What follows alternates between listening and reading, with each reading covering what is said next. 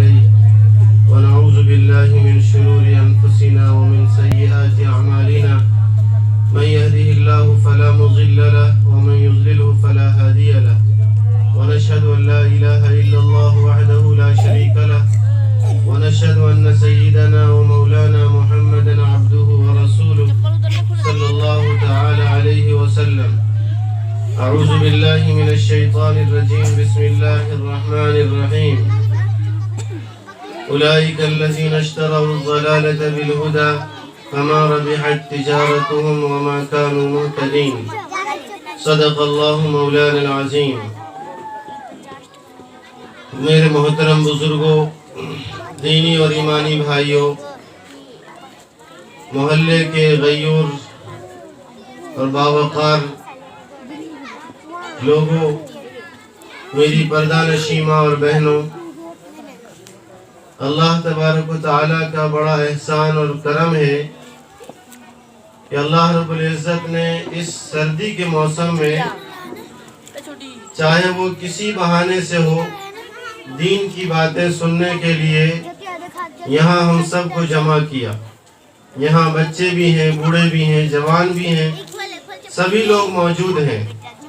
یہ توفیق ہر کسی کو نہیں ملتی. شاعر نے کہا کہ میری زندگی کا مقصد تیرے دین کی سرفرازی، میری زندگی کا مقصد تیرے دین کی سرفرازی، میں اسی لیے مسلمان، میں اسی لیے نمازی. تو یہ توفیق جو ہمیں ملی ہے، اللہ کا بڑا احسان اور شکر ہے کہ اللہ نے ہمیں دین کی باتیں سننے کے لیے جمع فرمایا. اللہ اپنے تذکرے کے لیے اور اپنی یاد کے لیے اسی طرح ہمیں توفیق عنایت فرماتا رہے. ابھی میں نے آپ حضرات کے سامنے قرآن کریم کے پہلے پارے کی ایک آیت پڑھی ہے. اس کی روشنی میں چند باتیں آپ کے سامنے عرض کروں گا. اللہ سے دعا کیجئے کہ اللہ رب العزت ہمیں اور آپ کو صحیح کہنے، صحیح سننے اور صحیح سمجھنے اور اس پر عمل کی توفیق نصیب فرمائے.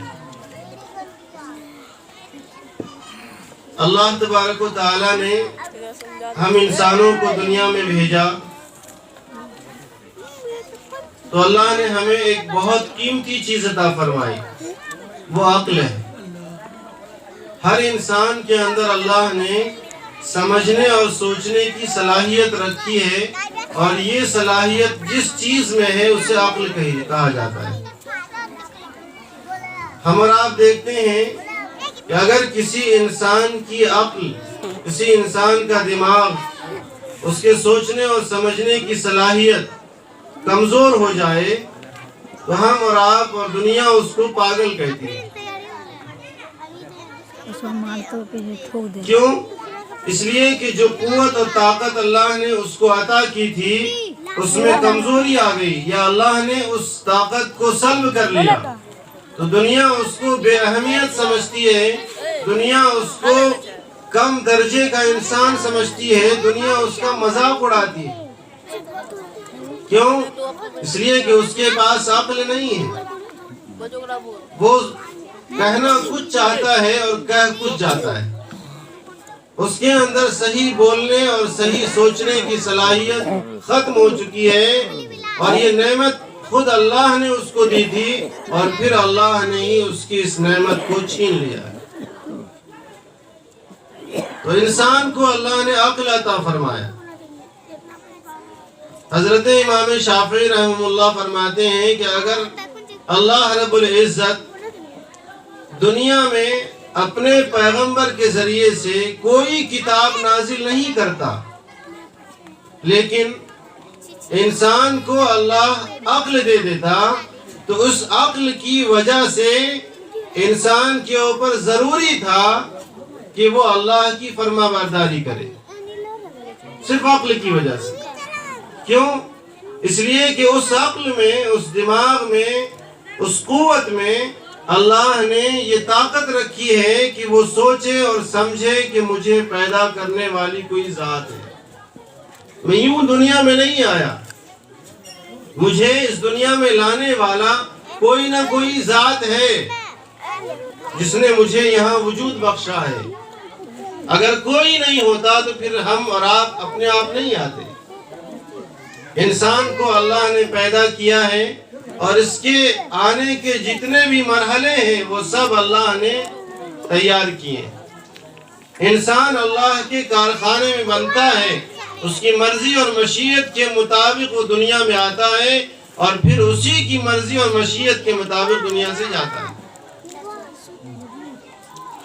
تو اللہ تبارک و تعالیٰ نے انسانوں کی ہدایت کے لیے، انسانوں کو سیدھے راستے پر چلانے کے لیے انبیاء کرام علیہ الصلوۃ والتسلیم کو اس دنیا میں بھیجا۔ کیوں؟ اس لیے کہ انبیاء اللہ کا پیغام لے کر، اللہ کا میسج لے کر، وہ میسنجر بن کر اس دنیا میں آئے۔ اس لیے کہ اللہ کی ذات تو ایک عظیم ذات ہے، وہ نورانی ذات ہے، اور اللہ نے ہمیں اور آپ کو اور کائنات کی ایک ایک چیز کو اللہ نے مٹی سے بنایا۔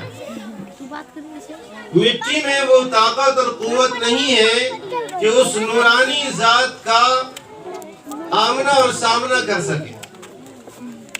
تو اللہ نے ہمیں انسانوں میں سے ایک بڑی ذات جس کے اندر نورانیت اعلیٰ درجے کی پائی جاتی ہے، اللہ نے ان کو اس لائق بنایا کہ وہ اللہ کے پیغام کو بندوں تک پہنچانے کی استطاعت رکھے۔ اللہ نے اپنا پیغام فرشتوں کو عطا کیا اور فرشتے انسانوں تک آ کر، انبیاء تک آ کر اللہ کا پیغام پہنچا گئے۔ ہم سب کے آقا اور مولا حضرت محمد مصطفیٰ صلی اللہ علیہ وسلم آخری نبی ہیں، اور آپ کے بعد کوئی دوسرا نبی نہیں آنے والا، جنہیں ہم اور آپ خاتم الانبیاء کہتے ہیں۔ تو ہمارے نبی خاتم الانبیاء ہیں۔ آپ کو اللہ نے آخری نبی بنا کر اس دنیا میں بھیجا ہے۔ آپ کے بعد کوئی نبی آنے والا نہیں ہے، انبیاء کا سلسلہ ختم ہو گیا۔ تو اللہ تبارک و تعالیٰ نے آسمان سے جو کتابیں نازل کی تھیں، اس کے بعد بننے کا جنتن پھر چالو نہیں ہوتے، ان میں آخری کتاب قرآن کریم ہے۔ اور اسی قرآن کریم کی آیت میں نے آپ کے سامنے تلاوت کی، یہ بننے کا ہی ہے جب تک ختم نہیں ہوتے، کہ اولئک الذین اشتروا الضلالۃ بالہدی۔ یہ مکے کے ان قریشیوں کو مخاطب ہے، اللہ نے خطاب کیا ہے۔ اللہ نے آمنے سامنے نبی کے ذریعے سے ان سے بات کی۔ اولئک الذین اشتروا الضلالۃ، کہ یہ وہ لوگ ہیں جنہوں نے گمراہی کو ہدایت دے کر گمراہی خرید لی ہے۔ اس آیت میں اللہ تبارک و تعالیٰ نے ایک تجارتی انداز میں انہیں سمجھانے کی کوشش کی۔ وہ انداز یہ ہے کہ نبی علیہ السلام کے زمانے میں لوگ مکے سے اور مدینے سے ملک شام تجارت کے لیے جایا کرتے تھے۔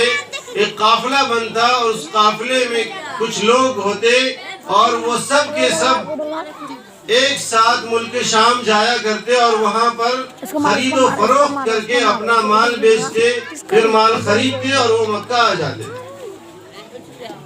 تو وہ لوگ تجارتی تھے، وہ سب کے سب بزنس کیا کرتے تھے۔ تو ان کی ذہنیت ایک تجارتی ذہنیت تھی۔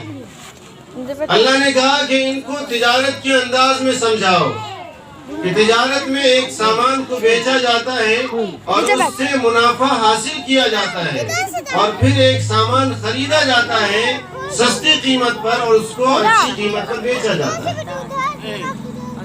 تو اللہ نے کہا کہ دیکھو، نبی علیہ السلام سے مخاطب ہیں کہ نبی آپ ان کے سامنے اسلام کی تبلیغ فرما رہے ہیں۔ یہ لوگ اسلام کی حقانیت کو سمجھنے، بوجھنے اور جاننے کے باوجود انہوں نے صرف آپ کی عناد میں آپ کے حسد میں اور اس دین اسلام کی ترقی کے حسد اور جلن میں ان لوگوں نے یہ کیا ہے کہ انہوں نے ہدایت کے راستے کو چھوڑ کر گمراہی کے راستے کو اختیار کر لیا۔ اللہ نے کہا کہ یہ ان لوگوں نے گمراہی کو خریدا ہے ہدایت دے کر،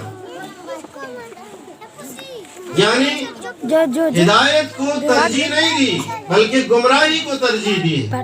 جیسے ہم اور آپ آج یہ کہیں کہ ہم بے دینی کو ترجیح دے کر دین کو نیچا کر دیں، یعنی ایک ایمان والا، ایک مسلمان، اس کائنات میں بسنے والا، اللہ کا نام لینے والا، نبی کا امتی، اپنے آپ کو کہلانے والا، وہ کیا کرتا ہے کہ جب دنیا کے معاملات اختیار کرتا ہے، جب دنیا کے معاملات میں گھستا ہے، تو پھر وہ اپنے دین کو، اپنے اسلام کو بھول کر دنیا کی رسموں کو آگے کر لیتا ہے، اس کو پہلے نمبر پر رکھتا ہے اور آخرت کی جو رسمیں ہیں اس کو پس پشت ڈال دیتا ہے۔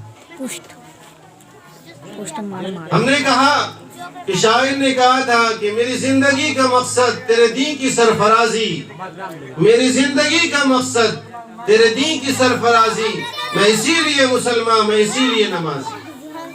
ایک ایمان والا، ایک مسلمان، ایک انسان کے لیے ضروری ہے، فرض ہے کہ وہ جی اس لیے رہا ہے کہ اس کے ذریعے سے اللہ کے رسول کا لایا ہوا دین سربلند ہو، اونچا ہو، وہ ہر میدان میں پہلے اپنے دین کو آگے رکھے، پھر دنیا کے معاملات کو کرے۔